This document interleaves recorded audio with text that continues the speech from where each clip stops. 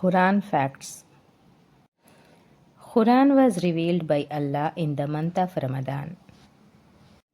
Quran was revealed in Arabic language to Prophet Muhammad sallallahu alaihi wasallam. There are 114 surahs in the Quran. Quran is divided into 30 equal parts. Quran means to recite.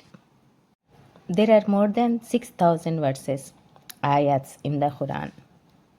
The longest surah is Suratul Baqarah. It has 286 ayats. 5 surahs that start with the word Khul. Suratul Jinn, Suratul Kafirun, Suratul Ikhlas, Suratul Falaq or Suratul Nas. There are 14 sajdas in the Quran. 86 surahs are revealed in Makkah. 28 surahs are revealed in Medina. The first 5 verses of Suratul Alaq were the first ayats to be revealed.